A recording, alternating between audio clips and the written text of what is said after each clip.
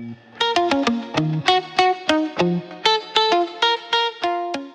selamat siang masyarakat demokratis Kota Tangerang. Kembali lagi bersama kami di podcast Nyimas Melati KPU Kota Tangerang. Sudah sekian lama ini ya kita nggak ketemu, nggak bikin podcast. Akhirnya kumpul lagi di sini nih bareng orang-orang hebat semua. Dan di sini juga ada rekan-rekan komisioner KPU Kota Tangerang, pimpinan. Saya Yudhistira Prasasta, Ketua Divisi Sosialisasi Pendidikan Pemilih dan Partisipasi Masyarakat. Di samping saya ada Kori Ayatullah. Ya. Sampingnya lagi Rustana Hasan. Iya. Sampingnya lagi. Donani Bahrul. Nah, ini komisioner KPU Kota Tangerang. Yang belum kenalan, boleh kenalan. Nanti kita tayangin IG-nya biar bisa komunikasi. Rustana nggak punya IG. Iya, emang Rustana yang punya. Oke. Nah, di samping itu juga kita ada narasumber hebat nih. Narasumber ya, apa ya? Teman ngobrol sih sebenarnya. Teman ngobrol. Teman ngobrol. Mau saya kenalin nggak? Nggak mau. Ayo saya kenalin aja deh. Yang pertama ini sebelah kanan saya ada Bang Geri. Bang Geri ini beliau adalah akademisi Universitas Yatsi Madani. Siap, terima kasih ya Bang Geri kehadirannya. Kemudian sebelahnya lagi ada Kakak Nabila. Wow. Beliau ini tokoh perempuan Gen Z di Kota Tangerang dan mudah-mudahan nanti bisa membawa warna yang menyejukkan lah kalau perempuan itu. Iya, Asik. makasih. Masya Allah. Bukan begitu? Yang nyatin di Brustana. Di sampingnya lagi ini mau saya kenalin, ini Ya. pasti udah pada kenal. Jarang-jarang dengar bahasa bagus. Iya. Bang Saiful Basri alias Bang Marcel. Beliau adalah pemerhati demokrasi dan komunitas di Kota Tangerang. Makasih Bang. Beliau kehadirannya. tokoh nggak sih? Iya, ini tokoh Kota semua. Tangerang. Tokoh semua tiga-tiganya. Kita tokoh bukan ya? Kita buka toko. Material. Sebenarnya kita ngapain sih kumpul-kumpul di sini nih? Kita mau membahas soal kalau saya bilangnya kepedean. Kepedean itu kepemiluan, demokrasi, dan penyelenggaraan. Iya, Iya. cakep. Bisa terima nggak? Boleh. Kalian terima? Itu sebenarnya 2 minggu yang lalu. Betul. Jadi kepemiluan, demokrasi, dan penyelenggaraan gitu. Kan dari apa tadi? Kepedean. Kepedean. Kita pede-pede aja, santai. Kalau mau minum silakan. Oh, Kalau nggak minum juga nggak apa-apa. Kita saya yang minum. berarti udah boleh minum ya? Boleh, silakan. Kopi ada kopi, nanti aja kopinya. Ya, kawan-kawan sekalian, rekan-rekan demokratis, ini kita di sini mau membahas soal partisipasi masyarakat terkait kepemiluan kemarin, baik dari pemilu nasional, pilpres, kemudian pemilihan DPR RI, DPD maupun DPRD. Lalu juga kemudian ada partisipasi di tingkat lokal, yaitu pilkada dan provinsi dan Kota Tangerang. Nah, kerja-kerja KPU ini kan nggak bisa sendiri, abang-abang. Ini banyak dibantu juga oleh abang-abang sekalian, terutama dalam menggait massa, menggait pemilih untuk bisa hadir ke TPS gitu. Nah, mungkin kita mau tanya-tanya nih ke abang-abang dulu nih, terutama Bang Giri lah yang pertama. Menurut abang nih sebagai akademisi nih, tapi nggak usah terlalu serius-serius. Iya, Terkait partisipasi kemarin di sudut pandang Bang Giri nih, baik itu di pemilu maupun pilkada deh. Soalnya kalau dari data kita, pemilu itu tingkat partisipasi 81%. Iya. Nah di pilkada ini mohon maaf agak turun menjadi 58%. Itu kan lumayan agak drastis ya.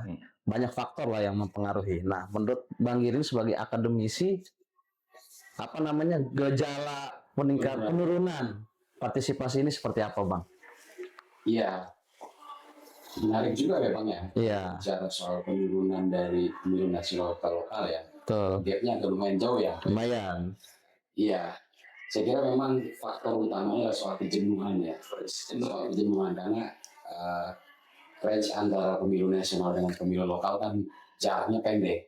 Iya. Berapa bulan cuma ya? Iya, cuma berapa bulan. Bahkan kita tahapan Iya, rilisan split, betul. ya apalagi kita tahu bahwa dari data demografi nasional maupun lokal bahwa Gen Z ya, Gen Z ini adalah pemilih yang mendominasi Betul. daftar pemilih tetap. Ya. Ya kan, kita tahu bahwa pemilu atau politik elektoral ini sudah rutin dilakukan, tapi wajah aktor-aktor politiknya enggak. Walaupun berubah ya, tapi kebijakannya dan wataknya tetap sama. Oke. Jadi ini yang mendorong Gen Z juga ikut andil dalam dalam menurunkan partisipasi karena mereka jenuh. Oke. Itu aja sih sebetulnya persoalannya. Faktor kejenuhan. Iya, KPU juga sudah bekerja keras juga ya. Iya. Ya, mulai dari sosialisasi, ya kan, dari udara, laut, ya. Semua serangan ya. Udah. Itu juga sudah. Persoalan sih yang baik, ya kan? Betul. Ya kan? Mereka nggak percaya pada pidato-pidato moral, para tokoh-tokoh politisi nggak percaya mereka, ya kan? Makanya ideologi yang ngebentuk Gen Z ini sekarang adalah ideologi sinisme namanya. Ya kan, itulah yang membuat mereka itu enggan datang ke TPS. Makanya KPU saya kira harus membuat eksposur digital yang lebih presisi. Ya kan, kombinasi antara Menyentuh si Gen Z ya. ya. Jadi eksposur pemilihan itu harus lebih didominasi di arena digital. Sekarang ini. Sekarang ini, Oke. tinggal bagaimana eksposurnya harus lebih presisi. Saya Oke. kira itu Pak Idris. Jadi menurut Bang Giri, apakah kemarin langkah-langkah yang sudah dilakukan KPU ini nggak sampai ke Gen Z ini untuk informasi, kemudian sosialisasi dan lain sebagainya? Saya kira sampai, cuman hanya persoalannya adalah bahwa Gen Z itu tidak melihat soal sosialisasi penyelenggaraan. Iya. Dia melihat bahwa ini adalah pertarungan politik yang bisa nggak mempengaruhi kebijakan publik, mengakomodir Keinginan keinginan mereka ya. Gen Z kan kita tahu, ya kan? Dia itu selalu di-trigger oleh apapun bentuknya, yang isu-isu yang keseharian, Iya, iya. soal gas LPG naik, soal harga naik, dan itu masuknya kan itu, Kuota naik. ya kan, kuota, internet mahal. Ini kan persoalannya, Oke. ya kan? Itu menjadi pintu masuk mereka untuk memprotes, ya kan? Gen Z kan nggak perlu yang namanya struktur hierarki organisasi, enggak, ya kan? Kalau kita bicara soal gerakan Gen Z di arena digital itu kan mirip kayak Rizoma movement atau gerakan rimpang gitu ya. Iya. Gerakan rimpang itu kayak metafora ini kan diambil dari salah satu jenis tumbuhan seperti jahe, lengkuas, yang mereka tuh Merambat. dia nggak ada ke kanan, ke kiri, ke atas gitu kan. Kita tahu bahwa dalam politik klasik dunia ini cuma dibelah oleh dua hal, kiri atau kanan. Jadi itu udah nggak ada sekarang. Jadi lebih ke random aja. Random aja. Gen Z random. Iya. Random ya. Random aja. Mereka nggak punya Kiri enggak, kanan dia enggak. nggak punya kiri kan. Suka-suka lah. Suka-suka. Suka-suka, Dia nggak betul. punya tokoh yang disentralkan. Betul. Ini penting. Kosakata ini penting. Mereka nggak punya tokoh yang disentralkan. Mereka bergerak masif, mengkonsolidasi lewat platform-platform digital, ya kan? Ya kan? Mereka pintu masuknya adalah protes terhadap kebijakan yang tidak menyentuh akar persoalan publik. Oke. Atau ada nggak Bang, maksudnya selain KPU, Bawaslu, ada mesin-mesin yang tidak bergerak untuk meningkatkan partisipasi pemilih, misalkan seperti partai politik dan para calegnya. Nah, Betul. Jadi para politik juga masih belum sadar nih, belum siuman dia bahwa yang dihadapkan ini bukan generasi yang bukan generasi yang dulu, Milenial. Iya, milenial dan yang generasi yang dulu-dulu lah ya. yang dulu, ya Gitu. kan? Iya. Yang mereka masih terpesona dengan pidato-pidato moral, Betul. ya kan, dengan pidato-pidato soal keadilan, tapi satu sisi bahwa politisi memupuk kapital, ya, Iya. ya kan, enggak, Gen Z nggak begitu. Iya. Ini persoalannya, gitu kan? Partai politik, ya kan, itu harus mulai sadar bahwa yang dihadapi ini Gen Z, random dia orangnya. random ya. Tapi Bang, saya sebagai Gen Z Nih, ya. coba kita tanya keterwakilan Gen Z. Iya. Ini juga muda. Iya. Gen Z terlambat. Ya, ini lagi dulu. Lu nggak punya Gen Z medsos saja, sekolah. Facebook saja. Ya, Itu bukan Gen Z. ini Gen Z sama sebetulnya menjadikan Gen Z. betul. Apa itu? Kalau dia cuma punya Facebook berarti bukan Gen Z. Itu kayak bapak-bapak doang sih, Bang. Masih mending. Dia mau Facebook. Itu punya sama sekali. Ya kan, parutannya Friendster, Facebook lagi lah. Coba gimana menurut Nabila sebagai perwakilan Gen Z nih, tokoh perempuan gitu kan? Apakah memang tidak menyentuh atau ya kita sadar betul hari ini politik kita ini tidak merepresentasikan keinginan Gen Z misalnya. Contoh tadi seperti kata Pak Rustana, kok nggak ada partai politik yang merepresentasikan keinginan Gen Z? Kok nggak ada calon legislatif atau calon pemimpin yang merepresentasikan mereka menurut Nah, Nabila juga ini penyelenggara nih kemarin. Iya. Kongres ya. Betul. Penyelenggara ya. Dan menjadi bagian yang mensosialisasikan. Sosialisasi. Iya. Ya oke, makasih Kak Yudis. Kalau menurut aku ya Gen Z gitu. Tadi kan dibilang kalau Gen Z itu berbeda ya dengan generasi sebelumnya. Kalau aku ngelihat di circle terdekat aja, mereka tuh kayak ya udah realistis aja gitu. Kita percuma memilih pemimpin yang ya udah gitu mengikuti alur yang sudah dipersiapkan dengan KPU, tapi sama aja gitu kan, kebijakan-kebijakan yang kemarin ada oposisi gitu, kebijakan ini tidak benar seperti itu. Menurut Gen Z atau ya saya diskusi dengan teman-teman saya itu sama aja, nanti kedepannya akan seperti itu. Jadi manis di awal, pahit di akhir seperti itu. Itu sama cowok bomba. Iya, cowok kayak gitu Jadi kan. awal. Siapa Iya. tunjuk arahnya? Tunjuk aja. Yang mana ya? Sering bikin manis, bikin pahit. Tapi kalau secara sosialisasi, saya sebagai penyelenggara kemarin ya sudah cukup bagus lah ya kita ke Gen Z, terus juga ke generasi sebelumnya, lalu ke ya kita ke sekolah-sekolah juga itu kan termasuk juga sosialisasi yang sudah tersentuh gitu ya. Menyentuh, Sudah ya. bagus lah dari alur-alur ya KPU yang sudah dipersiapkan seperti itu. Tapi kan balik lagi lah ke kita, ke dirinya masing-masing seperti itu. Bahkan ada yang bilang ngapain sih gue kayak nyoblos harus benar, golput aja karena akan sama aja, pemimpin yang manapun akan sama aja seperti itu sih. Oke. Aktor boleh berubah tapi sama. Iya. Tapi secara tidak langsung artinya posisi KPU mah sudah betul ya. Iya. Sosialisasinya merangkul seluruh Tahapan. kalangan dan Iya. segala macamnya, baik ke sekolah dan lain sebagainya. betul. Tapi memang pilihan-pilihannya gitu, Iya. yang mereka tanyakan gitu kan. Jadi misalnya begini, ada orang mau makan, menunya udah ada. Iya. Begitu lihat menunya loh, kok kayaknya nggak selera gitu Iya. ya. Betul, Nggak jadi makan tuh betul. akhirnya. Akhirnya nggak jadi makan atau terpaksa makan. Iya. Nah, coba kita tanya sama tokoh pegiat demokrasi nih di Kota Tangerang, Bang Marcel. Apakah hari ini politik kita kehilangan identitas atau tidak lagi melihat segmentasi pemilih? Mereka berpegang teguh pada keinginannya sendiri saja, atau malah nggak punya konsep gitu. Ya. Menurut Bang Marcel seperti apa nih? Ya, terima kasih semuanya.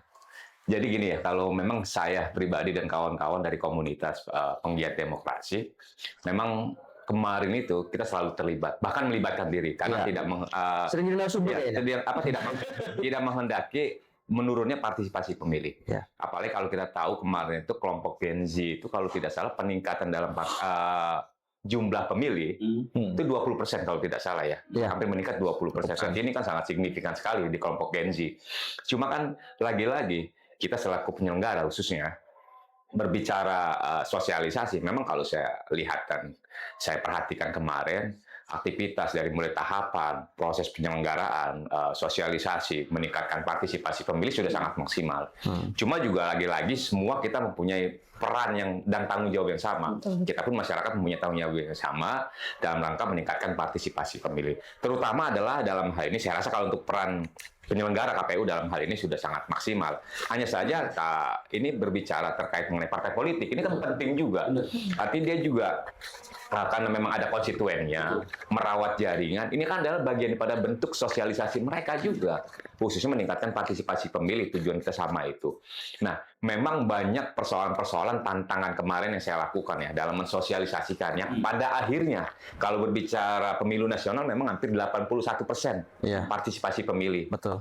Dan juga kalau berbicara di tingkat Kalau Tangerang lokalnya, peringkat 1 loh Bang. Hmm? Peringkat 1 kalau Tangerang se-Indonesia. Pemilu ya. iya. Pemilu kita peringkat 1 partisipasi. Kalau berbicara partisipasi untuk di tingkat lokalnya memang agak menurun ya. Kemarin menurun di kisaran 58%.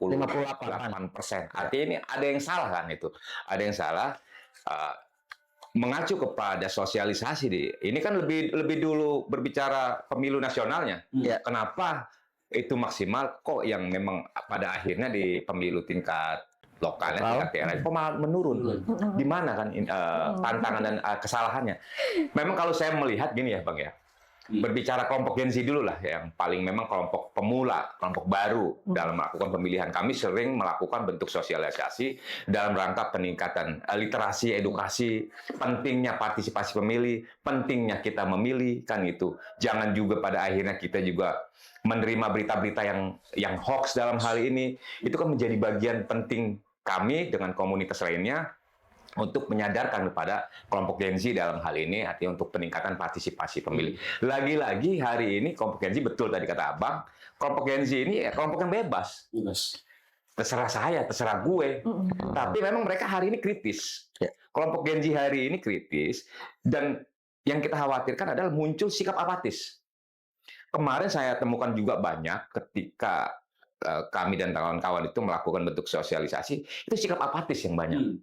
Bukan lagi akhirnya mereka mempunyai pemikiran inilah pentingnya kita memilih, pentingnya suara kita untuk menentukan siapa calon yang kita pilih.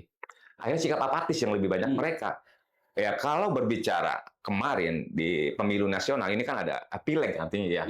Ini ada dorongan kuat dari masing-masing calon dan ada tanda kutip yang akhirnya mendorong kaum Gen Z itu untuk hadir, untuk datang, untuk memberikan hak suaranya. Tapi kalau untuk di tingkat lokal, mereka nggak ada dorongan kuat nih. Terserah bebas, gue nggak milih, syukur lah. Apalagi yang tadi muncul sikap apatis. Khususnya Kota Tangerang nih ya, kita bicara Kota Tangerang. Mungkin sebelumnya pemerintah dinilai sama kelompok Gen Z itu kurang baik dalam menjalankan roda pemerintahan. Ini kan sikap apatisnya muncul. Udahlah, selesai saya untuk pemilihan di tingkat lokalnya, saya rasa sudah cukup dan nggak perlu juga karena kami melihat kurang baik dalam proses penyelenggaraan pemerintah. Tapi kan beda halnya dengan pemilu yang memang di dalamnya ada pemilihan legislatifnya juga, baik itu tingkat di DPR RI, provinsi maupun di daerahnya. Mereka ada dorongan dari partai politik, ada tekanan. Berarti jumlah peserta ini mempengaruhi minat pemilih ya, artinya menyentuh pemilih langsung begitu. Sangat karena memang di kita ini masih ya, artinya kalau berbicara sebuah kontestasi besar, yaitu masih ada hal yang memang menjadi adat istiadat. Ada nggak nih yang mendorong akhirnya pemilih untuk bisa memberikan hak suaranya ke TPS dalam hal ini ya. Itu kan kalau bicara politik pemilu nasional itu kan sangat kuat. Tidak dengan pemilu di tingkat lokal, tidak ada sangat mempengaruhi. Nah, disinilah yang bukan salah ya. Orang kita tuh sensitif Bang, butuh disentuh. Ya itu dia. Tapi ya artinya ini kan tidak terus dan tidak boleh bergulir seperti ini. Artinya wawasan-wawasan politik ini kan penting, sangat perlu diberikan kepada kelompok-kelompok yang Gen Z, artinya kelompok-kelompok pemilih baru dalam hal ini. Ini yang saya rasa yang harus betul-betul maksimal melakukan ini adalah kelompok-kelompok dari partai politik. Jangan saja partai politik memanfaatkan sesuatu di momentum tertentu. Artinya momentumnya adalah pada saat pileg. Mereka mendorong dengan segala upaya, dengan cara-cara yang mungkin dalam tanda kutip memang tidak boleh diperbolehkan, politik uang ataupun segala macam. Untuk orang nyoblos dirinya. Sekarang akhirnya karena itu sudah menjadi polarisasi. Ada nggak? Enggak kan gitu. Enggak ada, saya males nih.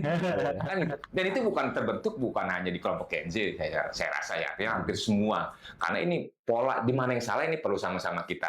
Hal-hal seperti itu perlu sama-sama kita kikis. Nah, partai-partai politik memang perlu terus melakukan upaya-upaya edukasi, literasi terkait mengenai pendidikan politik. Karena biar bagaimanapun dia harus menjaga jejaring dia, konstituennya, agar itu tetap terjaga dan paham dengan politik. Saya rasa sih itu ya. Iya. Ini tamu-tamu kita dipersilakan minum juga ini. Tadi saya bilang kalau mau minum dipersilakan. Boleh sambil minum. Kemana nih mungkin ingin. Iya. Saya menarik ya karena tadi kita mengkomparasi antara dua pemilu dan pilkada. Tadi analisisnya kenapa pilkada itu turun karena di pemilu itu dorong partai politik. Betul. Tapi justru di pilkada saya lihat juga kan yang tampil para kandidat itu tokoh-tokoh yang sudah eksis lama, gitu kan. Bahkan salah satu kandidat itu juga termasuk tokoh nasional atau yang dikenal secara luas. Nah, tapi kenapa itu juga tidak bisa mendongkrak partisipasi? Nah ini saya tambahkan juga ya. Memang banyak juga saya ketika mensosialisasikan pentingnya kita memberikan hak suara kita. Lagi-lagi mereka sadar dengan apa yang kita sampaikan dalam rangka pendidikan politik untuk meningkatkan partisipasi pemilih. Tapi di akhirnya mereka juga berharap sesuatu. Ini yang disalahnya di mana ini? Artinya memang ini perlu menjadi juga tugas keras kita bersama. Mereka paham, mereka sadar dengan arti sebuah kontestasi, memberikan hak suaranya kepada calon yang memang mereka harapkan untuk menjadi seorang pemimpin. Tapi lagi-lagi di akhirnya mereka pragmatis. Mereka pragmatis. Apakah memang ini sudah menjadi adat istiadat dan memang sudah jadi kultur kan gitu?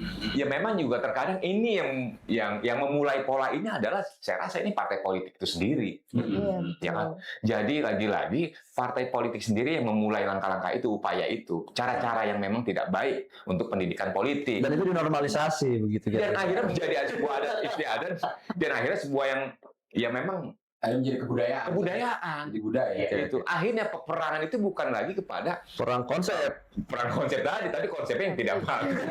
Politik uang lah apa segala macam. Itu. Dari sudut pandang Bang Giri nih, saya kira memang saya sih yakin bahwa soal kita sebut saja lah bahwa itu money politik gitu ya. Saya kira ke depan dengan adanya Gen Z gitu ya, dengan adanya Gen Alpha yang Gen Alpha terbaru lah. Gen Beta.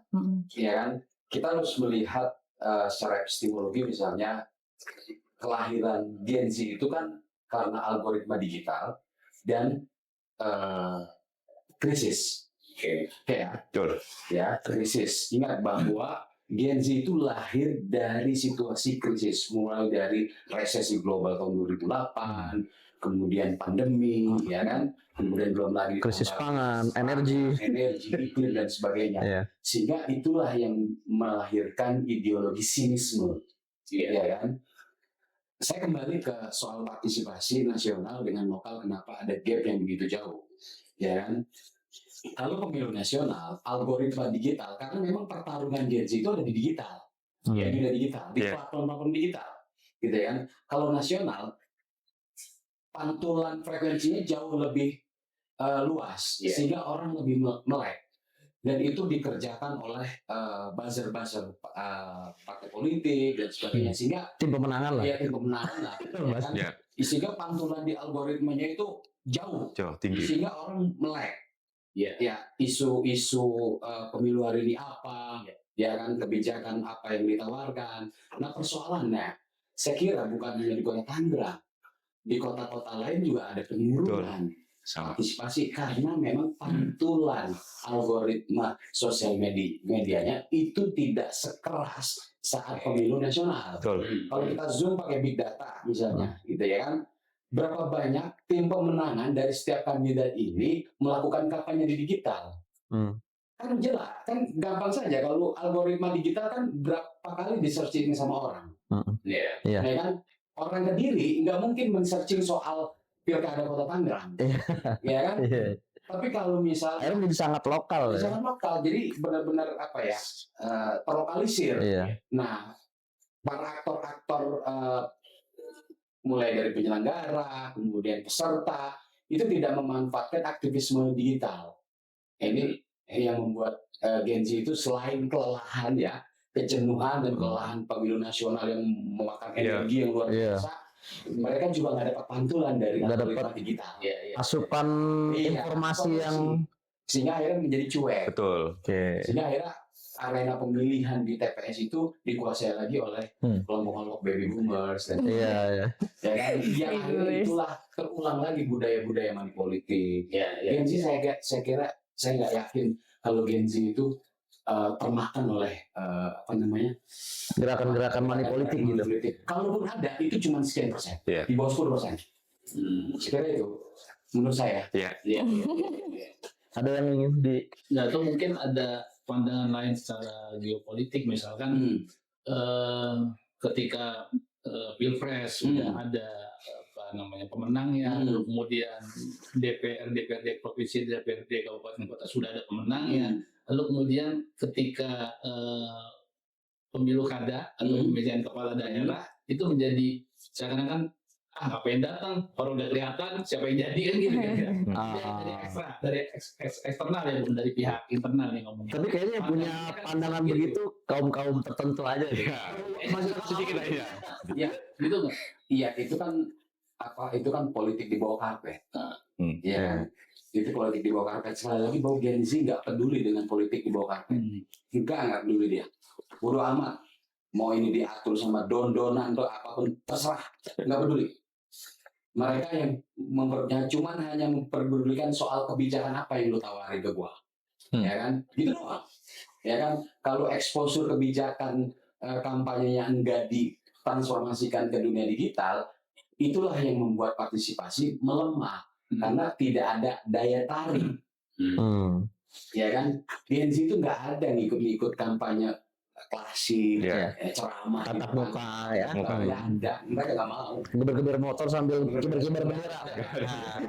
Itu sponsor bola ya, sponsor. Tapi memang gini bang, menariknya itu teman-teman Gen Z yang tadi saya bilang kritis. Hari ini yang dia lihat itu sudah bisa beliau simpulkan. Betul. Artinya kondisi geopolitik ataupun yang lainnya tadi yang disebutkan kan itu.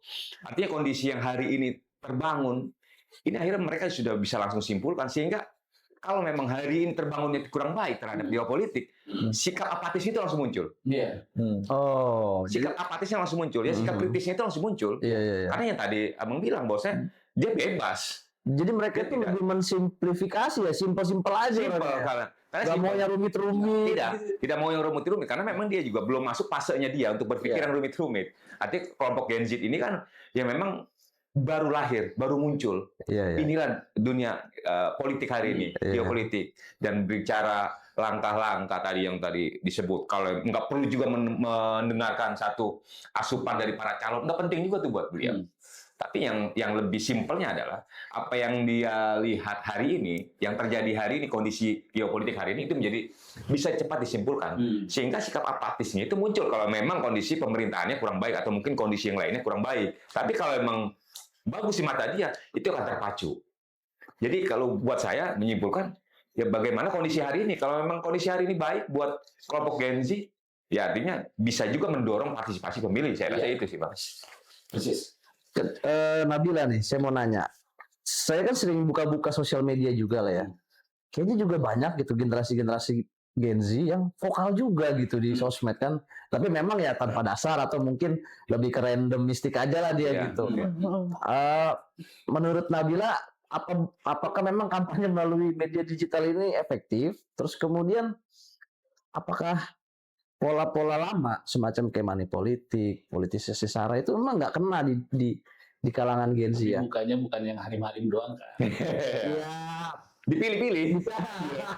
itu. Ini kacamata Gen Z ya. Kata Gen Z gitu. Ini ya, baby boomer. Ini kayaknya udah pas ke sana. Artinya, menurut Gen Z, menurut kalangan Gen Z nih, pola-pola lama ini nggak mempengaruhi dampaknya signifikan terhadap partisipasi gitu. Money politik, posisi sara, mereka nggak kemakan isu-isu itu gitu. Tapi kalau tadi dibilang sama kakak Geri ini kan ya sekian persen lah gitu kan.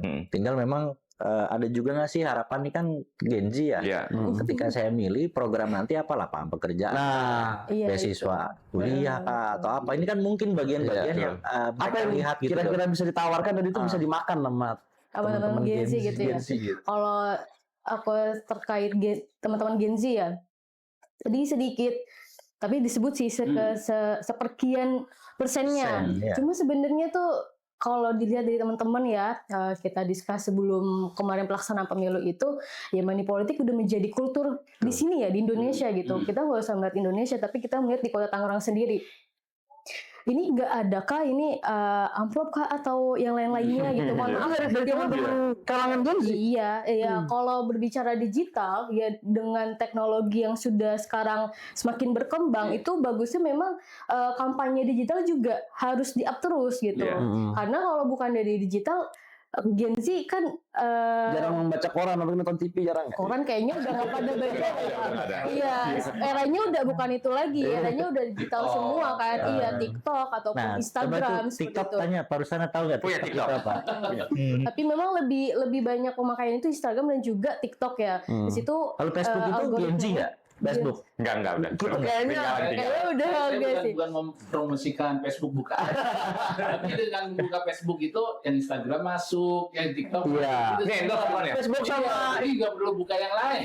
Oh, berarti terbuka dia. Jadi nggak cukup nggak punya Instagram, yang penting ada Facebook. Semuanya kelihatan. kan connect antara Facebook sama IG kan, mereka satu Iya, perusahaan. cuma memang lebih penggunanya lebih baik itu kan TikTok dan Instagram ya untuk sekarang ini. Jadi kalau menurut saya lebih baik digital iya, plus juga di turun ke lapangan pun juga iya seperti itu. Terus juga tadi yang ditanya sama Pak Khori itu apa sih yang menjadi konsumsi gitu. Lapangan kerja kan tuh salah satu programnya dari presiden yang sekarang Berarti ya. kalau salah satu kontennya 9, kalau soalnya 10. Oh, iya. Salah satu. Kalau salah dua, Iya.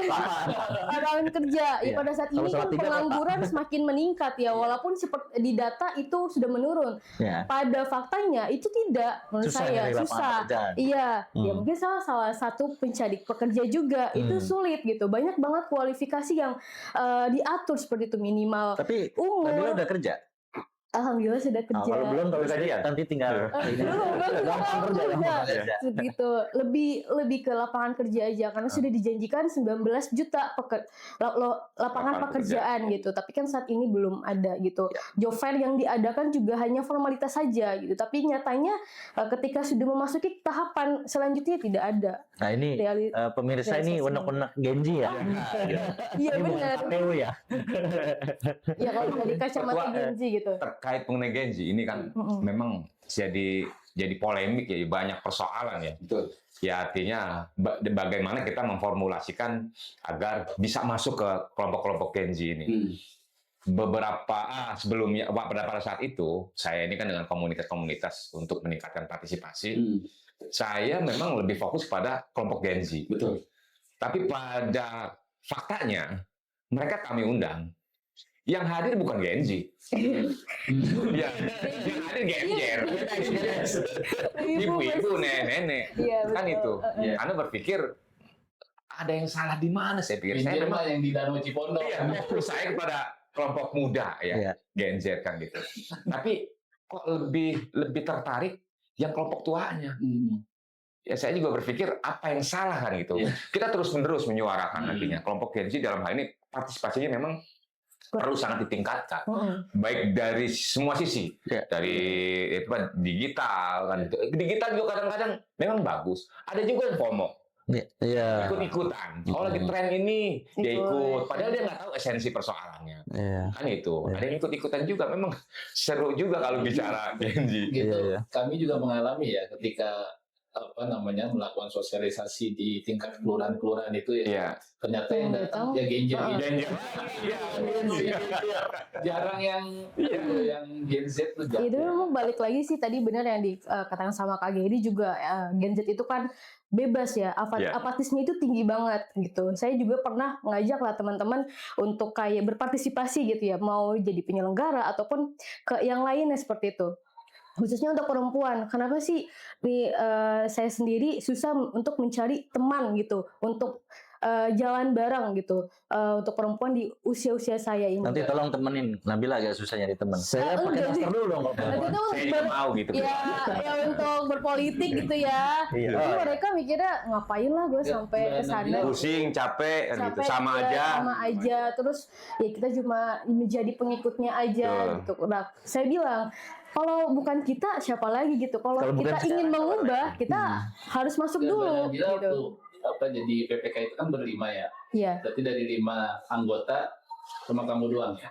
Oh iya. Nah itu di tingkat PPS-nya perempuannya berapa persen? tidak mencapai, sebenarnya nggak mencapai 30% sih, tapi ada. Dan kalau 30% itu mah keterwakilan perempuan di Kalau calon DPRD ya, KPPS, calon KPPS DPR lah. banyak, banyak yang perempuan banyak tertarik ya. Cuman kan kebanyakan sih yang ya bukan Gen Z doang Iya, gitu. betul. Tapi gini, ini kan apa ya, aturan KPU ya, ketika dahulu itu kan umur 22. Nah, pasca kemarin-kemarin KPU ada perubahan untuk merangkul Gen Z ini ya, Gen Z masuk ke dalam penyelenggaraan. Salah satunya apa? Umurnya minimal 17 tahun. Ya. Iya. Maka yang menariknya pada proses 2024 kemarin, kalau kita lihat adalah dari petugas 7 orang KPPS dan 2 Pamsung ini adalah satu dua anak-anak muda, anak Gen Z yang termasuk terlibat. Itu juga bagian dari usaha KPU ya untuk melibatkan. Tapi banyak sih, banyak kalau saya melihat di PPS kemarin dibandingkan dengan tahun sebelumnya itu lebih banyak usia-usia yang lebih muda seperti itu. Lalu kita lihat di KPPS-nya itu juga banyak ya usia-usia yang masih keterwakilan perempuan ya, terus juga yang anak mudanya bukan lagi dipegang sama yang tua-tuanya seperti itu. Jadi sebenarnya secara sosialisasi pun ya sudah bagus gitu, udah tersampaikan. Apalagi gini, proses pemilu ini kan kita pakai Sirekap ya. Sirekap itu aplikasi handphone yang mohon maaf, itu kan anak-anak sekarang yang lebih paham. Iya. Nah, ini KPU juga artinya mendorong kan? itu supaya penggunaan aplikasi itu memang di teman-teman anak muda mau tidak mau, kalau yang biasa KPPS yang 7 dan itu orang-orang tua itu ya mau nggak mau harus ngebongkar. Karena harus ada yang paham teknologi gitu. Kalau Gen Z yang memang paham. Ya, mereka itu poin penting juga di KPU aturannya dirubah minimal 17 tahun itu sudah bisa menjadi penyelenggara. Jadi mindset KPU, ini saya nggak tahu nih nanti di kacamata abang-abang dan teman-teman juga. Kan kalau sosialisasi itu kan jatuhnya seperti satu arah. Nah, makanya kita juga ada namanya pendidikan pemilih supaya kita hanya melulu bicara output, tapi juga outcome. Nah, yang saya khawatirin teman-teman Gen Z dan perempuan ini itu hanya dikesankan sebagai objek saja. Sehingga ya betul tadi yang jatuhnya mereka mungkin apatis. Nah, inilah akhirnya menurut abang-abang semua nih, Bang Geri lah selaku akademisi. Kalau Nabila kakak nggak abang-abang? Ya, kakak. Kawan-kawan ya. Atau kakak ya? Penting nggak melibatkan teman-teman Gen Z dan perempuan, tapi mereka jangan dijadikan sebagai objek saja, sebagai pemilih saja. Betul. Tapi juga harus sebagai pelibatan. Ada pelibatan. Terlibat. Ya tadi kata ketua jadi penyelenggara kah, minimal dia memahami teknologi dan atau tim sukses juga. Tim sukses. Silakan. Dan dibuktikan ketika kita masuk ke SMA di daerah Karawaci kemarin, pada saat kita tampil, kita nggak hanya dialognya itu sosialisasi tatap muka, tapi nggak bawa band. Ya, kegiatannya itu Ghost to School. Dan kita tawarkan bahwasanya kalau teman-teman yang hari ini masih SMA kelas 3, kelas 12 ya, dan umurnya 17 tahun, Anda daftar untuk menjadi petugas KPPS, kami pastikan, itu janji kami pastikan langsung diterima. Dan hari itu juga ada yang datang 2 atau 3 orang untuk menanyakan. Kami tracking berminat lah kira-kira langsung berminat. Itu cara-cara juga. Beberapa poin sosialisasi di KPU itu kan ke sekolah itu bukan hanya tatap muka dalam tanda kutip stuck saja ya mendengarkan, tapi kemarin kita libatkan juga beberapa artis yang mereka request lah buat kalangan muda dan menarik. Yang penting mereka tertarik, mereka duduk sampai selesai dan mendengarkan poin-poin penting, dan kita tarik juga kesimpulan kaitan mereka ayo bergabung. Dan ternyata memang sosialisasi yang kayak gitu agak efektif ya, terbatas karena terbatas anggaran. Iya, lebih ke seremonial aja sih kalau Gen Z itu, jadi kayak senang-senang gitu. Tapi dapatlah poinnya gitu atau kesimpulannya gitu. Iya, sehingga mereka itu Gen Z dan perempuan ini mungkin ke depan ya ada yang menjadi aktor-aktor politik berikutnya, kemudian jadi aktor-aktor penyelenggara berikutnya gitu. Ya dulu keminatan ke sektor itu gitu. Gimana kira-kira Bang Geri?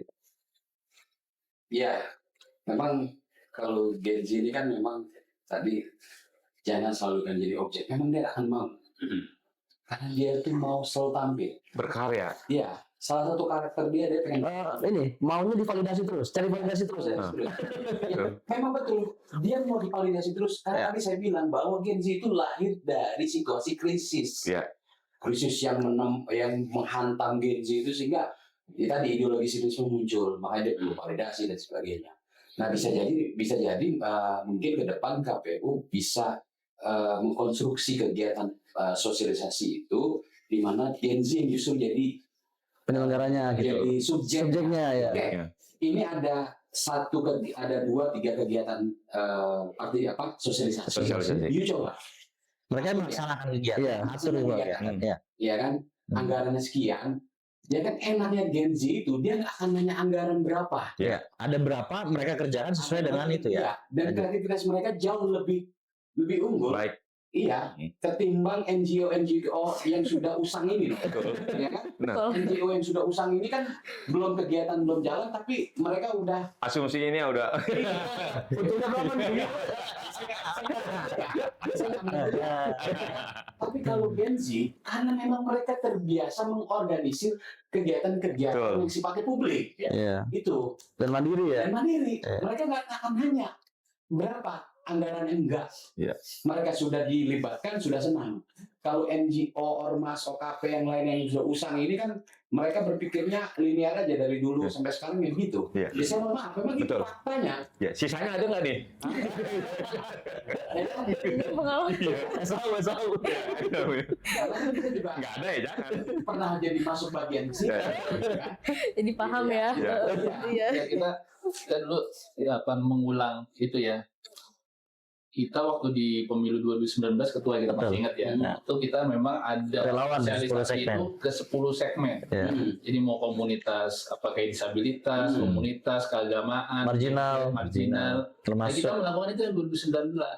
Tapi di 2024 dia agak berubah cara mensosialisasikan pemilu itu. Jadi dengan menggunakan seperti ada film Kejarlah Janji, Iya. terus kemudian Nonton. Tepati nonton Janji, film itu. atau mungkin karena perubahan media sosialisasi tersebut yang itu menjadi meningkat partisipasinya yang pemilu ya dengan pilkada yang berbeda. Pilkada kan kita nggak ada itu ya. Iya. Kita Nggak ada relawan demokrasi gitu. Iya. nggak ada semacam kayak tadi yang 10 segmen 10 segmen. itu Iya. gitu. Jadi apakah itu berdampak kepada tingkat partisipasi? Karena kami juga bingung juga ya. Jadi pas setelah proses pemilu Pemilu itu lalu nasional ya. kemudian Masuk ke kita- pilkada terus kita hitung ternyata tingkat partisipasinya cuma 5,8. 58. Padahal tadi udah Agustus 10, udah Agustus kampus, Iya. udah kegiatan komunitas dan lain sebagainya. Kita berpikirnya linear pasti kan gitu. Iya, gitu. Kok bisa ini? Nah, ini yang kemudian podcast ini untuk mencari kira-kira penyebabnya apa, kita carikan solusi. Nah, itu nanti kita bakal pakai. Kira-kira bagaimana? Iya.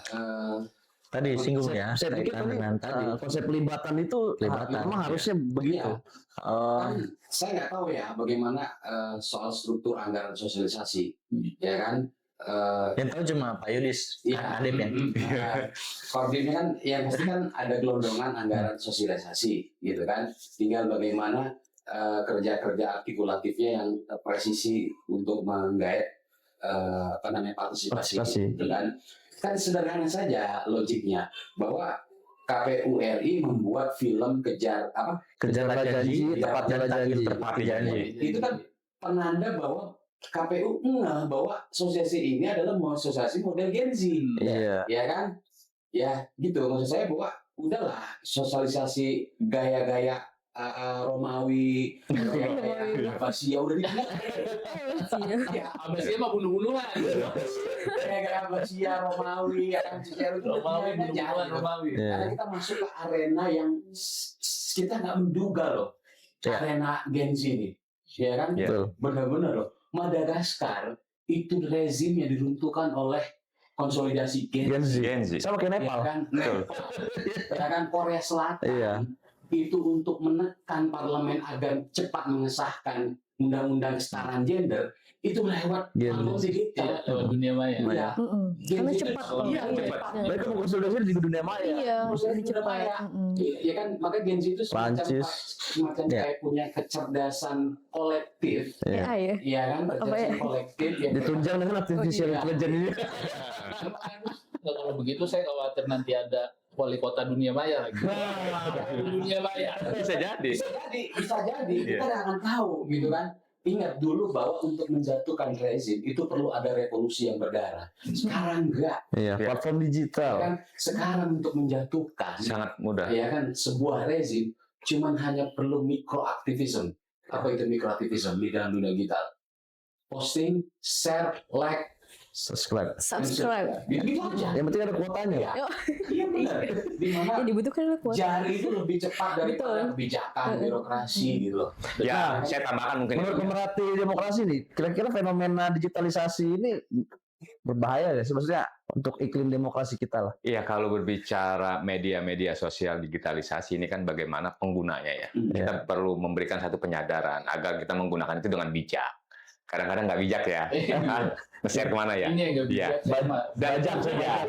Artinya memang yang tadi dibilang sama Abang, artinya memang sangat cepat untuk menggerakkan kelompok Gen Z ini. Artinya memang yang tadi saya katakan, mereka melihat hari ini, ketika kondisinya buruk, mereka cepat. Iya.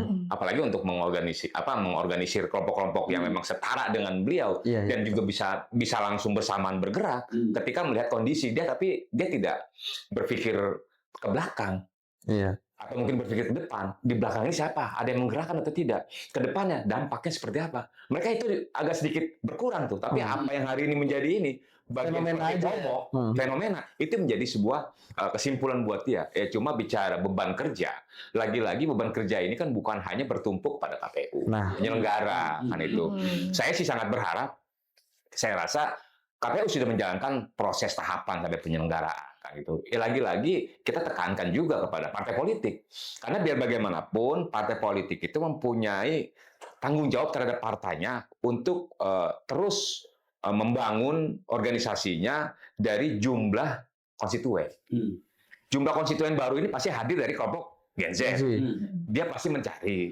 Artinya sekaligus memberikan satu penyadaran, satu pendidikan-pendidikan politik, Bang. Artinya jangan hanya mereka menjadi objek pada saat kepentingannya Terakomodir. artinya kepentingan itu di momentum-momentum tertentu dan Iya. kepentingannya terakomodir. Saya rasa itu artinya beban kerja ini jangan harus juga di saat momentum KPU, ya kan, Bawaslu atau mungkin yang lainnya. Tapi juga beban kerja ini memang harus terus berjalan, bukan hanya di momentum-momentum kontestasi.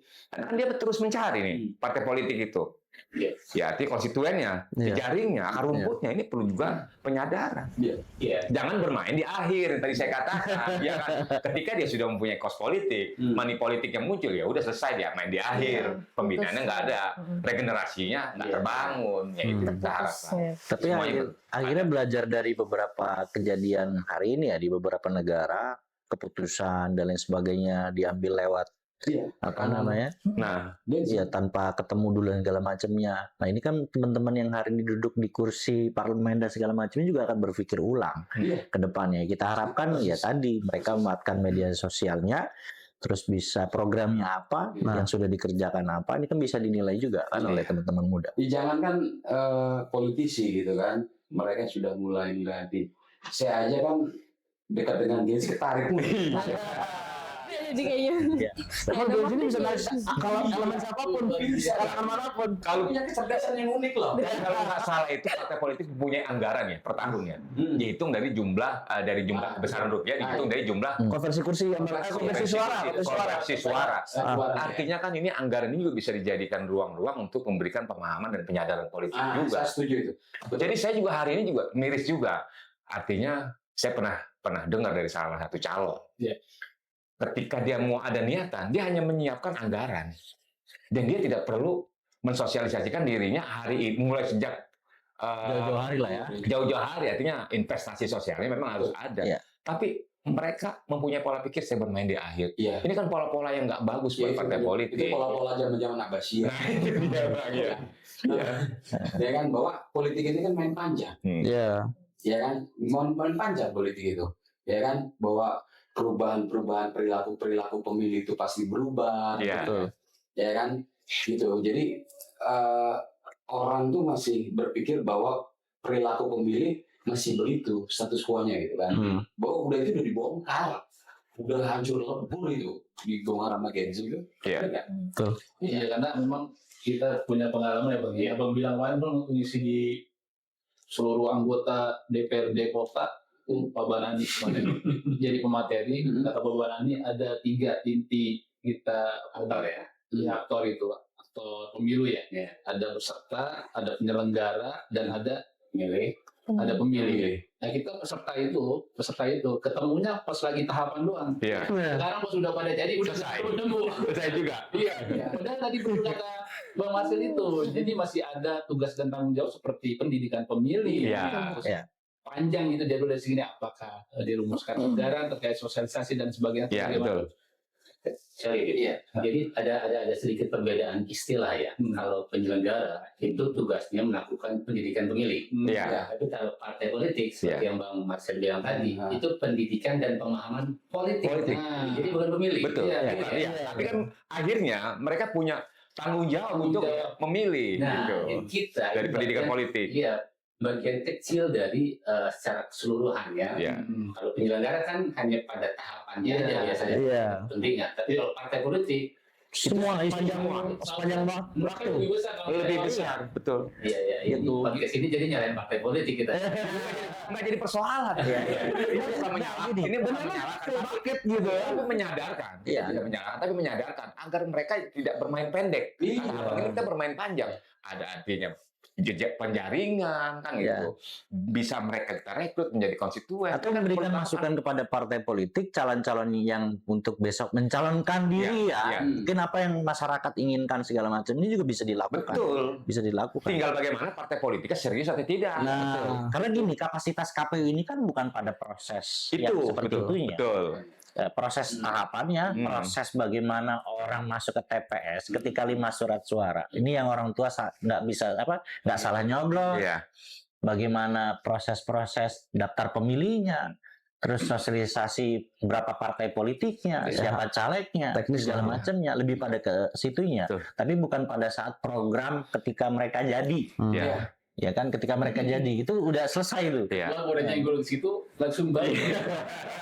Nanti kan Iya. Karena memang betul. Unek-unek ya. Ini bukan curhat, tapi memang kita diskusi. Curhat kan. lah, kalian. Unek-unek ya. Kita sepakat tanggung jawab pada saat dikritisi misalkan waktu pemilu 80%, Iya. 81% ya, karena itu gabungan dari keseluruhan. Iya. Presidennya, DPR RI-nya, caleg, DPR provinsinya, DPR kotanya, Kabupaten. DPD-nya, gabungan dari keseluruhan. Kami menyadari memang kekurangan, tapi harus kita balik lagi pikiran-pikiran setelah tidak ada tahapan. Kalau ditanyakan kepada KPU setelah tidak ada tahapan, mungkin kita bisa lihat di medsosnya KPU nih, bagaimana KPU datang ke sekolah-sekolah tanpa anggaran, bagaimana tetap menjaga daftar pemilih dan lain sebagainya. Ini kan bagian dari ikhtiarnya KPU ya. Tapi kan itu hanya sesimpel itu dan sendiri kan, ini kan butuh dorongan semua. 3 poin tadi kan, penyelenggaranya, partai politiknya, peserta dan pemilihnya gitu. Pemilih kan nunggu umpan apa yang mereka bisa dapat. Kalau menurut aku ya Kak, jadi kalau untuk keresahan dari teman-teman perempuan ya, selama aku discuss itu, ya dia butuh informasi lebih lah untuk bisa masuk menjadi pesertanya Kak, atau menjadi penyelenggaranya lah gitu. Karena banyak yang tidak mengetahui, padahal kan secara instansi ataupun yang lain-lainnya itu sudah diinfokan, tapi mereka tidak mengetahui semuanya seperti itu. Jadi ada pendidikan yang memang enggak putus, selesai putus udah enggak, tapi mau ada keberlanjutannya, tahapan selanjutnya itu apa gitu. Iya, seperti itu sih. Kalau menurut saya, karena kalau bias gitu aja ya, mereka mau ngikut ataupun mau bergabung juga sedikit bingung bagaimana begitu. Karena menurut aku juga dengan DPT yang lebih banyak perempuan itu, ya harusnya kan perempuan juga dilibatkan seperti itu. Nah, ini masuk ke perempuan nih. Saya pikir kita ngomong Gen Z ini udah banyak ya. Ya, Ini sekarang masuk perempuan. ke perempuan. Saya seneng nih.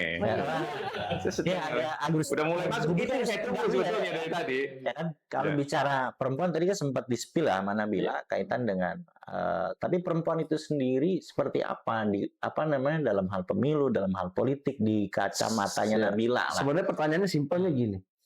Ini kacamata perempuan melihat politik, melihat partai politik, melihat momentum politik, ini masih trust atau open atau justru malah ya tadi apatis atau seperti apa gitu.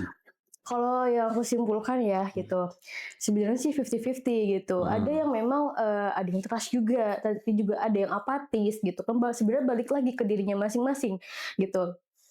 Tapi lagi-lagi tuh ada namanya kayak batasan aja sih, batasan ruangnya gitu. Jadi kan nggak sebebas laki-laki Iya. kalau perempuan itu, apalagi kalau dia sudah berkeluarga. Banyaklah waktu-waktu yang tersita untuk keluarga seperti itu. Kalau saya kemarin alhamdulillahnya maksudnya masih single ya, jadi bebas gitu. Tapi kan tapi juga sama Iya. terbatas ruangnya. single. Ya, Kenapa? karena kan Single? enggak perempuan ya pasti kan dikhawatirkan dengan orang tua seperti itu. Jadi enggak sebebas Nggak sebebas laki-laki. ya betul. sebebas laki-laki seperti itu. Jadi bukan karena bias gender, bukan ya, tapi karena kodratinya aja ya. Ya, iya, tapi kalau memangnya dia menggaungi kesetaraan gender, ya pasti dia akan ambis sih. Ya, aku juga sebenarnya sih ambis juga ya, tapi kadang Berarti kendala sama salah ini satu juga. tanggung jawab Nabila juga untuk mengajak perempuan-perempuan lain kayaknya ya. Tapi mungkin ya tambahan ya Ketua, artinya terkait mengenai kelompok perempuan ya, keterlibatan perempuan dalam pemilu. Kalau ngomongin perempuan semangat ya. Mas. Semangat ya tadi. Betul. Iya. Artinya gini, di setiap saya dan kawan-kawan melakukan bentuk sosialisasi memang lebih didominasi oleh kelompok perempuan. Ini Mama lah ya. lagi-lagi kembali kepada kodrati. Iya. Artinya mungkin perempuan lebih cepat memahami, Iya. lebih respect, dan bahkan lebih mudah. Beda dengan laki-laki dibilangin agak sulit kan gitu. Bandel. Ya, benar. Memang kalau berbicara kuota perempuan itu kecil ya, kalau untuk bicara ini 30% ya kalau berbicara Iya. proses-proses yang tadi itu ya Iya. aturannya. Tapi kalau berbicara pemilih memang sangat-sangat mudah kalau untuk di kelompok perempuan. Betul. Dan memang ada batasan tadi dibilang, ada ruang-ruang yang memang akhirnya memang tidak ada terbatasan. Kalau memang ada pelibatan terhadap suatu kegiatan, ya bicara waktu yang namanya perempuan kalau masih single sih kayak, tapi Siti ya pada saat itu, Nabila pada saat itu ya kan dia juga, Nabila ya. Artinya pada saat itu masih bisa, masih nyaman, tapi ketika masuk ke keluarga memang di situ ada batasan, ada ruang. Tapi berbicara pendidikan politik, mereka sudah hatam lah, atau sudah sangat paham, tanpa lagi diberikan asupan-asupan terkait mengenai pendidikan politik. Sudah sangat cepat sadar dibanding. Saya pikir yang banyak bersentuhan dengan kebijakan-kebijakan justru perempuan. Misalnya harga pangan, harga gas, apalagi urusan jajan misalnya anak atau make upnya ibu-ibu gitu kan. Tapi kalau berbicara partisipasi pemilih, tak paling nomor satu bicara partisipasi ya. Karena banyak kebijakan yang bersentuhan sama dia. Gitu. Kalau kita kan coba rokok, bensin gitu ya. Sebenarnya sih memang banyak ya Kak gitu, banyak perempuan-perempuan yang usia aku tuh pengen banget gitu, tapi kadang ada juga kayak masih ada, mereka tuh bilangnya masih ada lah budaya-budaya patriarkinya. Iya. Nah, kalau mau ini nanti ke Parusan aja. Saya bisa. Jadi banyak. Jadi kalau menurut Kak Giri gimana nih? Apa karena memang budayanya atau memang ada kebijakan yang salah sehingga mengalienasi kaum perempuan atau memang Ya kalau kita bicara soal partisipasi ya kan, kita tahu bahwa dalam arena pertarungan politik elektoral kan tadi 3 pilarnya kan, ada penyelenggara, peserta, dan pemilih, ya kan. Soal pemilih, saya belum lihat data ya di KPU Kota Tangerang misalnya, dari angka 81% berapa perempuan yang ikut berpartisipasi? Tapi perempuan lebih dominan kan? Iya. Lebih dominan. Karena memang tadi benar kata Pak Yudis. Kata Kak Yudis itu benar bahwa mereka kenapa ingin berpartisipasi karena kebijakan publik itu banyak menyentuh persoalan mereka. persoalan dapur, Ya kan? logistik, Selain soal kebijakan yang banyak menyentuh kebutuhan perempuan, tapi yang nggak kalah penting adalah perempuan itu menunggu kebijakan yang menyentuh persoalan privasi perempuan. Betul. Ya kan? Berapa banyak kasus pelecehan itu tidak memenangkan perempuan misalnya. Kekerasan juga. Kekerasan itu tidak memenangkan perempuan. Bagaimana ruang-ruang publik kita ini masih terasa patriarkinya sangat tinggi, ya kan? Ya kan? Ya kan benar kan? Tapi undang-undang pernikahan sekarang mendiskreditkan laki-laki loh. Nggak tahu. Jangan lari ke situ ya. Selain bahwa kemudian dia terdorong untuk masuk ke TPS, satu tadi karena dia ingin menunggu pemimpin baru ini kebijakannya pro perempuan nggak. Iya. Kemudian kebijakannya menyentuh akar persoalan privasi perempuan nggak? Ruang-ruang publik ini istilahnya apa Pak Badan itu? Ruang publik ini ramah nggak sama Ramah perempuan. Oke. kan gitu. Ya kan kalau bicara soal politiknya, ya kan saya pernah diskusi di Depok itu dengan Mbak KBRI, Komisioner KPU.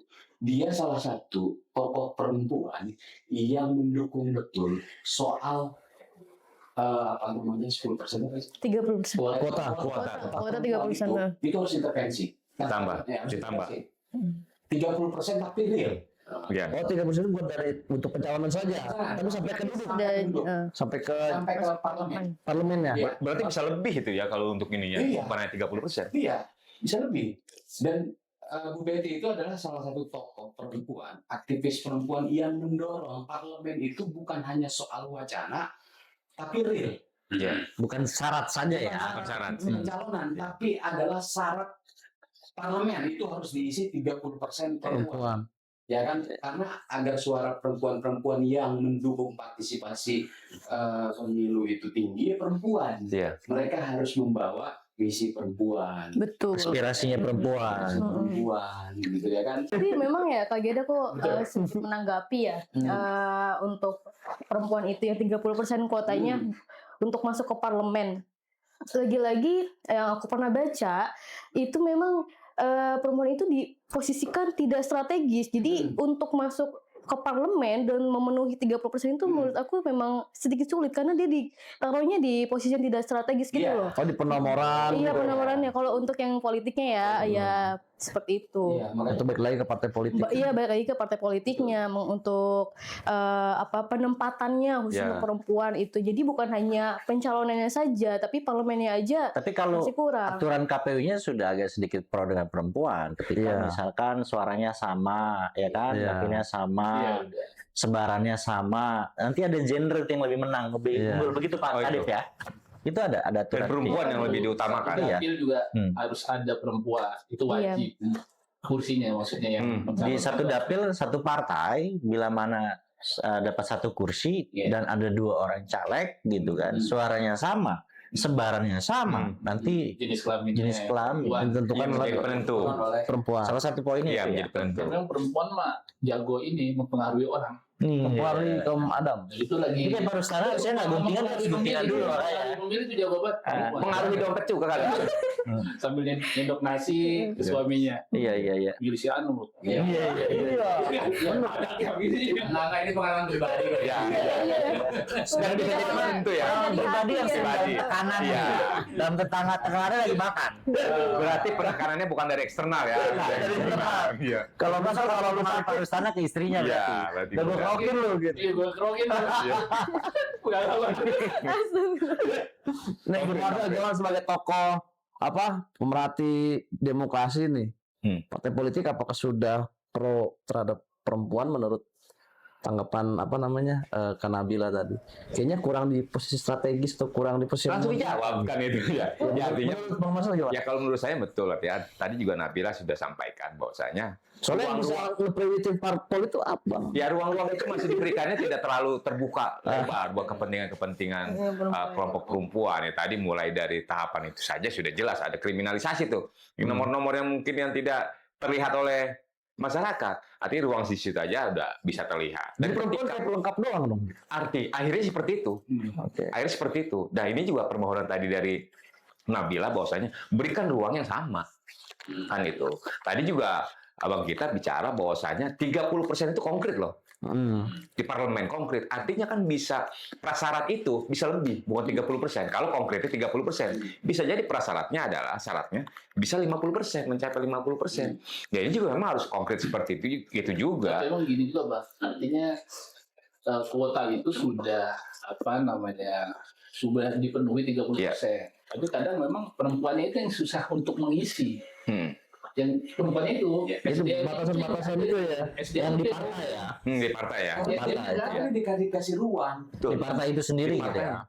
Berarti sebetulnya kalau saya melihat perspektifnya bukan pada jumlah Iya, Atau bukan pada hal-hal yang sifatnya formal, Oke. tapi hal-hal yang sifatnya perspektif. Betul. Iya. Ya, mungkin seperti itu ya. Iya, Ya. betul. Bisa jadi sebetulnya jumlahnya sedikit. Kalau yang sedikit ini punya perspektif gender yang kuat, Iya. atau kaum laki-laki punya perspektif gender yang kuat, itu bisa jadi semua kebijakannya pro pada perempuan. Iya. Wah. Ini seperti itu. Iya, Iya. perempuan itu kan punya solidaritasnya jauh lebih tinggi ya dibanding laki-laki. Betul. Ya kan, itulah kemudian istilah-istilah bestie, istilah-istilah apa namanya, Mama. ya Circle gitu. circle yang Circle. muncul dari teman-teman perempuan. Kenapa misalnya kita nggak pakai sistem kayak di Iran misalnya? Iya. Iran itu parlemennya dia 10%, saya nggak tahu ya, saya lupa ya persisnya berapa persen ya. Misalnya 10% katakanlah, itu kursi dikosongkan hanya untuk parlemen yang beragama non-Muslim. Oke. Mereka nggak perlu melalui mekanisme pemilihan yang normal. Pokoknya 10% kursi itu untuk Jangan lah ya. Ada ruang itu. ada. Di Iran tuh begitu. Ya kan, faksi-faksi yang non-Muslim, baik itu yang Nasrani atau yang di luar Nasrani, pokoknya di luar Muslim, 10% itu kursi nggak boleh diduduki kecuali oleh mereka. Oke. Nanti image demokratisnya mundur dong politik. Maksudnya jadi lebih ke kesannya kota-kota aja gitu. Iya, ini ya, maksud saya bahwa Kayak mode baru kan ada fraksi TNI, Polri. Yang berbeda. iya, Berbeda. iya memang itu akhirnya menjadi kendala Iya. kan, dalam mendefinisikan soal demokrasi. Kita kan sebetulnya demokrasi itu kan kita juga nggak ngikut-ngikut amat kan. Iya. Amerika aja kan demokrasi juga ngawur juga, gitu kan? Ya kan, kita kan prinsip demokrasi kita adalah prinsip Akomodatif. hikmah kebijaksanaan. Itu penting, ini Ya. poinnya menurut saya. Ini ya, hikmah kebijaksanaan. Ya kan, hikmah kebijaksanaan tentu berbeda dengan konsep demokrasi barat, Iya. gitu kan? Itu sih. Tapi kita sekantor itu 30% Wah, lebih ya kita ya. kalah kita. Kamu bisa kota Tangerang. Kita, Kalau dominan kita sama perempuan. KPU kota Tangerang Iya. misalnya. 5-nya laki-laki semua, Nah, ya kan? Iya. tapi sekretariat itu isinya perempuan semua. nah, itu ya. Kita kalah. Itu sebagai penyemangat. Bukan, jadi gini, laki-laki itu simbolnya adalah imamnya, perempuan itu makmumnya, gitu lah. Gitu. Kalau Ada lebih. yang galak, ya, ada yang galak. Curhat kayaknya. Ya memang kalau kita lihat ruang-ruang itu belum secara utuh ya diberikan kepada kelompok-kelompok perempuan. Contoh kepada kita lihat di parlemen perempuan yang menjadi ya artinya menjadi anggota parlemen pasti di posisi yang mungkin kurang juga nyaman, kurang juga mungkin potensial atau bagaimana pasti ada di posisi itu. Tidak diberikan ruang lain, harusnya kan juga diberikan ruang lain. Betul tuh. Agar bisa melihat kreativitas, kinerjanya sejauh mana kan juga berbeda manusia berbeda juga dengan ini. Gitu sih. Ya kalau aku sih menanggapi tadi ya perempuan banyak tapi kan mereka pada apatis. Lagi-lagi tadi yang balik lagi ya ke pendidikan itu pendidikan politik itu dibuat aja gitu. Tapi nggak bias tapi berkelanjutan seperti itu.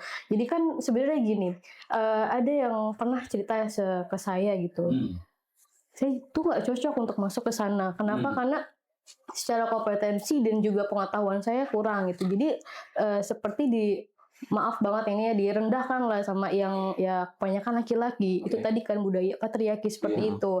Makanya mungkin dari parpol ya memberikan edukasi lagi atau pendidikan untuk perempuan seperti itu Kak gitu. Begitupun juga untuk penyelenggara.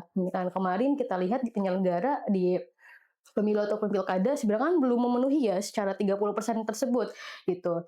Ya ada juga yang mereka merasa nggak pantas saja seperti itu sih. Kalau menurut aku ya pendidikannya aja kita ditambah lagi, diperluas lagi seperti itu dan juga untuk sosialisasinya untuk perempuan. Karena penting juga perempuan untuk masuk parlemen untuk membuat kebijakan-kebijakan yang tidak dirasakan dengan laki-laki seperti itu. Ya contohnya tadi yang sudah disebut kekerasan seksual, terus juga KDRT, lalu juga reproduksi gitu kan. Itu kan yang dirasakan hanyalah perempuan. Laki-laki bisa mungkin menyuarakan, tapi nggak sedetail perempuan, betul kan? Maka dari itu ya Nggak bisa merasakan ya, Iya. cuma menyuarakan. Betul. Jadi menurut aku ya memang Merasakan tuh laki-laki. penting juga. Beda itu kayaknya Anak laki-laki. seperti itulah. Kalau kita bicara soal perempuan ya, kita kan lupa bahwa struktur tubuh perempuan itu diciptakan memang jauh lebih kuat ketimbang laki-laki. Betul. Ya, istilah kaum Indonesia itu kan selalu diasosiasikan soal tubuh. Oh, laki-laki lebih kuat. Enggak, itu bukan soal itu. Bahwa struktur tubuh perempuan itu jauh lebih kuat ketimbang Betul. laki-laki. Coba aja Pak Rusana ngetes sekali-sekali di sama Tuhan, misalnya dikasih mens misalnya. Wah, bahkan dia saya yakin. Ya kan? Ini artinya menunjukkan bahwa laki-laki dalam Selain kuat juga memberikan kekuatan juga. Iya. Maksudnya gimana itu? ya artinya bahwa dalam Kekuatan di luar. Kuat nggak kalau kayak gitu? ya dalam arena politik juga harus punya kesadaran. Iya. Ya kan? Kita hari ini ketua DPRD memang perempuan, benar Mas ya. DPR RI. Iya. DPRD pernah periode kemarin. Iya. Iya. Kemarin yang lagi. Kemarin lagi 2 periode yang lalu. Iya. Oh iya, benar ya. Iya. Ya DPR RI hari ini bahkan periode sebelumnya juga dipimpin sama perempuan. Tapi ternyata itu lebih bukan soal perempuannya, lebih pada soal figur politik dari partai tradisional yang dan sebagainya, faktor-faktor di balik karpet lah. Tapi memang pada akhirnya saya sih ingin perempuan itu punya peran dalam arena politik. Betul. Ya kan? Karena kita ini lagi krisis ruang publik yang ramah terhadap Perempuan. budaya patriarki kita masih Betul. kencang. Benar ya Pak? Betul, betul banget. Budaya patriarkinya masih tinggi lah ya.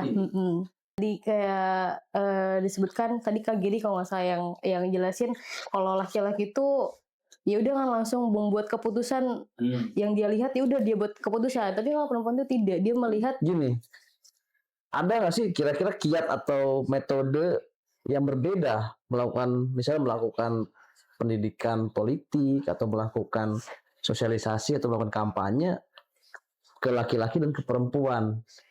Ada nggak metode yang berbeda pendekatannya gitu? Atau memang disamain aja? Gitu. Nah makanya ini saya bagaimana caranya supaya perempuan ini satu minatnya dinaikkan, kedua juga dapat ruang yang posisi yang lebih besar gitu. Perlu dipisah atau metode seperti apa kira-kira yang pas menurut Nabila? Kemarin yang sosialisasi pendidikan pemilih yang kita lakukan tuh sudah sampai kira-kira sejauh mana gitu yang dirasakan sama Gen Z, terus kemudian buat perempuan, komunitas, apakah perlu ada peningkatan atau ada metode-metode lain gitu. Padahal organisasi perempuan kemarin udah kita kumpulin juga ya. Iya udah semua itu. tapi kan orangnya itu lagi. Ya kalau bicara metodenya, kalau bicara metode apa yang sudah dilakukan kemarin ya, sih artinya dengan KPU penyelenggara dalam hal ini dan saya juga melakukan bentuk-bentuk dan langkah-langkah bagaimana cara melakukan bentuk peningkatan partisipasi pemilih, saya rasa metodenya hampir semua sudah ya. Iya. Semua cara, semua gaya udah. Gitu. Hanya saja lagi artinya memang punya pola pikir tersendiri untuk khusus kembali lagi kepada kelompok Gen Z ya, artinya memang dia mereka masih bebas, mereka masih sangat bebas. Ya artinya lebih kepada tanggung jawab ini sebetulnya pada partai politik tadi, karena biar bagaimanapun partai politik setiap hari itu menjaring. Atau kita bukan hanya momentum, atau kita menjaring tiap hari. Ini menciptakan seperti Papurbaya gitu, yang giring-giring opini itu. Pendidikan partisipasi kan, upload apa aja kan orang sosok ya. Asal media darling gitu ya. Sana, iya boleh. Mudah-mudahan ini jadi trigger ke Gen Z. Biarkan opini Gen Z yang membuat, yang menggiring, betul. Gitu ya kan.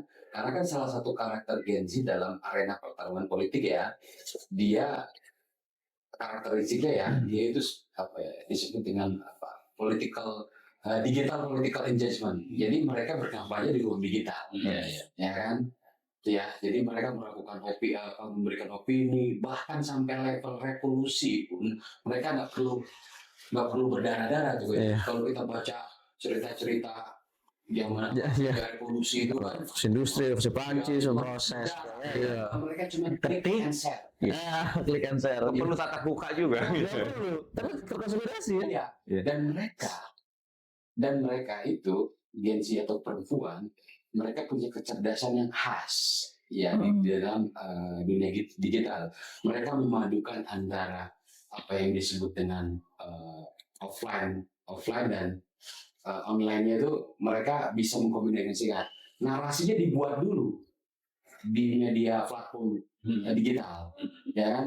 Baru setelah narasinya sudah matang, baru aksi realisasi itu terjadi tuh, ya kan? Dan itu terjadi kan di beberapa negara, bahkan Indonesia belum lama juga begitu. Betul. Mereka melakukan pelemparan narasi di sosial media, baru pecah di ruang publik. Iya. Gitu. Dan mereka ingat bahwa mereka bergerak bukan berdasarkan proyek, mereka bergerak berdasarkan moral. Iya. Gitu. Berdasarkan moral. Sama juga perempuan ya. Kita di media sosial juga udah lumayan ya. Lumayan kita. Pak Banan ini wakil divisi sosmed di Parmas bagus juga. Iya. Sering mengintip apa? mengintip. Sosmed. Ya, jadi begini, kalau misalkan ada follower kita yang berkurang, itu Pak Banan ini tahu. Penyebabnya tinggal sekian, follower kita sekian. Iya. Oh ini tinggal sekian, kita punya masalah apa nih? Ternyata Nabila keluar. Gitu. Iya. Unfollow. Karena memang penting ya cara pandang kita itu harus orientasi pemilih gitu ya. Jadi bukan kepuasan kita, tapi kepuasan pemilih. Kepuasan ya publik gitu kan. Selama ini kan kita ini tadi ya semacam kita ngomong evaluasi bahwa media sosial yang kita gunakan itu adalah saluran publik gitu loh. Iya. Jangan sampai ada dalam tanda quote unquote sampah yang ada di sosial media gitu loh. Itu yang maksud saya. Yang menarik lah ya Bang ya. Iya, jadi kita berkepentingan karena tadi ya Gen Z atau siapapun kita sebetulnya bukan hanya Gen Z. Itu kan berkepentingan bahwa apa yang kita lihat, apa yang kita konsumsi itu Mengandung nilai. mengandung nilai buat kita gitu kan. Jangan sampai itu hanya memuaskan salah satu pihak. Makanya setiap kali posting atau apapun itu kita harus memperhatikan bukan hanya dari satu sisi tapi dari Makanya saya kalau buka Instagram kita itu menarik karena timnya juga udah lumayan bagus lah sekarang. Iya. Saya sih nggak punya Instagram, tapi istri saya nunjukin mulu. Oh kamu nggak ada ini. Kalau harus tanda nggak ada Instagram, ngakunya dari rumah soalnya berangkat ke kantor. Alasannya. Patut dipertanyakan. Nggak ada ini kemana ini? Iya, makanya postingan-postingan Ngeri banget. Ngeri banget. itu harus nggak bisa sekarang itu postingan KPU itu harus formalistik. Iya. Postingan KPU itu harus mengikuti lisan Gen Z. Iya. Keinginannya ya. Keinginannya. Pakai kosakata. Ini apa namanya masukan buat kami nih ya. Kosakata yang digunakan oleh institusi itu harus menggunakan kosakata Gen Z. Betul. Ya kan? Biar menarik lah ya. Biar menarik. Mulai dari kosakata kalimatnya, kemudian Konsepnya. Videonya. video gambarnya, warnanya, Visualnya ya. iya, visualnya maksud saya itu benar ya itu. Cuman kita emang artisnya agak kurang, yang muncul ketua mulu. Mungkin itu salah satu bikin jenuh ya. Jenuh juga. Ini lagi. Gak apa-apa sih kalau bisa keluar dari kerjaan. Kalau ada misal anggaran yang lebih sih baiknya memang ketua itu harus pergi ke klinik. Klinik apa? Bukan klinik kesehatan, kesehatan muda. Glowing. Kalau pemainnya pemain ganti. Jam 12 ke atas barusan udah nggak ada. Itu udah sadar ya. Karena syuting itu di atas jam 1 siang. Iya. Jadi jangan yang muncul tuh wajah-wajah kolonial. Tapi boleh juga ada ke depan ketua. Kalau emang ada bentuk podcast seperti ini lagi, kita libatkan juga kelompok Gen Z. Iya. Kita libatkan lagi ya artinya. Kayak ini kan juga sudah mewakili Gen Z bagus ya. Iya. Kan? Gitu. Ini juga salah satu poin untuk pemantik di awal ya. Iya. Podcast ini menjadi pemantik di awal ketika nanti Gen Z melihat podcast ini hadir, mereka misalkan mau menawarkan dirinya, ya nggak masalah, Nggak apa-apa. kita terbuka. Iya. Contoh saja kami e-voting, kita punya alat untuk pemilihan. Ini kan lagi ramai kaitan dengan pemilihan OSIS. Lalu banyak pihak yang tertarik ketika kami sosialisasikan, tertarik dengan e-voting ini, maka banyak sekolah yang mengundang ingin menggunakan. Iya. Bagus. Iya. Nah, ini kami sudah banyak ya ada ke sekolah-sekolah khususnya Banyak di SMA negeri yang rata-rata muridnya di SMA negeri itu di atas 1.000. Betul. Dan ini sudah digunakan dan bukan kita yang menjadi petugasnya, Mereka langsung, mereka yang jadi petugasnya langsung. mereka KPPS-nya gitu. Oh, itu bagus itu. Iya. Itu. Jadi memang e-voting itu sudah jadi sarana kita, Sarana sarana kita untuk menjadikan subjek. menjadi objek. Ya, mereka itu jadi subjek. Iya. Karena di sini Oh iya, objek ya, kan, ya. jadi subjek. Karena dalam pemilihan OSIS Iya. dengan menggunakan instrumen e-voting itu, mereka kan aktornya, mereka Iya. menjadi Betul. pesertanya, mereka menjadi Penyelenggaranya. jadi pemilihnya. Betul. Betul. Dan itu memang jadi concern kita. Dalam beberapa kesempatan saya sering bilang bahwa e-voting ini alat kita, dan sebelum e-voting digunakan biasanya kan ada sosialisasi Sosialisasi, ya. Ini betul. sebagai ini nih bintangnya, Iya. CEO-nya ya. Yang fotonya terpampang-pampang Pokoknya terpampang di spanduk Asukria. Ampun. Sosialisasi bukan yang bersangkutan. Itu pengaruh tuh. Betul. Karena muka saya paling Gen Z di sini. Nah, setuju saya, setuju. Setuju lah. Itu di sini karena nggak ada Kamora. Ada Kamora semua kita. Putus. Semua kita. Putus. Itu ada AI ya. Jadi AI itu bisa merubah wajah orang Oh, menjadi kolonial menjadi Itu dalam bentuk visual. Tapi faktanya sama. Maka itu tuh poin ini juga berkaitan dengan program yang sudah dilaksanakan KPU Kota Tangerang. Kenapa ini kan wajah-wajah teman-teman Gen Z ya yang di sekolah ini, mereka 3 poin. Yang pertama memastikan e-voting ini berbayar atau tidak. Maka kesepakatan kami ini tidak berbayar. Oke. Nah, tahap pertama mereka mendatangi untuk sosialisasi demokrasi secara umum. Tahap kedua, teman-teman di kantor ini membimtek petugasnya. Siapa? Ya OSIS itu sendiri. Iya. bagus ya. Poinnya itu kita bimtek. Nah, poin ketiga, lalu pemungutan suaranya menggunakan e-voting kita. Nah, pemungutan suara ini biasanya dari semua persoalan itu ya mereka sudah memahami. Setelah sudah dipakai satu sekolah, dilihat tuh di medsos kami, itu sekolah-sekolah lain mau tuh. Iya. Nah, ini salah satu poin ya. Hari ini kita ikhtiar bahasanya tanpa anggaran dan ini gratis digunakan ya. Tapi akhirnya jadi banyak banget yang mau Jadi pakai banyak. voting. Kita nih Iya. yang ngos-ngosan. Emang Karena satu paperless, digital kan. Iya. Kedua lebih simpel dan lebih efektif karena nggak ada rekapitulasi. Iya. Jadi Langsung begitu, dia begitu itu emang selesai. inovasi baru banget kan kalau untuk di sekolahan. Iya, Biasanya betul. kan manual. Kalau dulu kan Iya. calon satu, Iya. gitu kan. Dulu satu, Udah sekarang satu udah alat Iya. semua, satu alat. Dan mereka juga merasakan atmosfer demokrasi kan. Nah, di situ. Mereka jadi Iya. petugasnya, mereka yang nyoblosnya, mereka coba nggak usah ngitung manual aja. Kita punya manualnya tapi ya di voting Ada. untuk memastikan kalau jika calon lebih dari satu, ada calon yang lain merasa dirugikan atau alat ini sudah disetting. Nah itu ada manual kayak setruk kita belanja di Indomaret. Iya. Itu dirobek dimasukin ke dalam kotak. Ya, Itu bebas kalau bensin. sengketa saja dibuka. Kalau nggak sengketa, sudah percaya dengan alat ini sudah ada berita acaranya dan itu aman. Saya kira program seperti ini bagus ya. Saya kira melalui media ini ya, saya ingin menyampaikan ke Pak Wali Kota. Saya kira memang harus didukung. Iya. Bagian dari teman-teman KPU untuk mensosialisasikan soal demokrasi, pendidikan politik, Pembelajaran ya. pembelajaran. nanti tolong ini dikirim videonya ke Bapak Wali Kota. Jangan di copy. Dan di sekolah itu kan ada pelajaran P5 ya. Iya. P5. Tapi kalau udah jalan sekarang P5. tuh, Pak. Apa? Udah dihapus sama kurikulum yang terbaru. Oh gitu. Tapi Udah nanti nggak ada. digantinya apa gitu? Digantinya itu sepertinya kayak pembelajaran mendalam sih, Pak. Ya, kan P5 itu juga kalau kemarin kan bagiannya dari misalkan unsur kebudayaannya apa, ingin mendalami kebudayaan apa. Nah, salah satu poin kaitan nanti ada pelajaran demokrasi. Nah, KPU Kota Tangerang masuk ke dalam ranah itu. Iya. Iya. Jadi bukan hanya saja kami yang datang, tapi ketika pihak sekolah ingin datang ke kantor KPU nih, Rumah Pintar Pemilu, itu juga silakan belajar bagaimana proses lihat apa namanya study tour ya, nah jadi KPPS dan lain sebagainya. Ini bisa Di lah. Banten, wisata demokrasi lah. di Banten di 8 kota kabupaten rumah pintar pemilu yang e-voting ini hampir semuanya sudah ada. Atau cuma hanya kota Baru kota. Kota sama kabupaten. Iya, kabupaten sudah punya, tapi memang lebih masif sepertinya kalau kita lihat ya Kota Tangerang. Karena memang sudah banyak pioner ya. Iya. Pilot. Iya.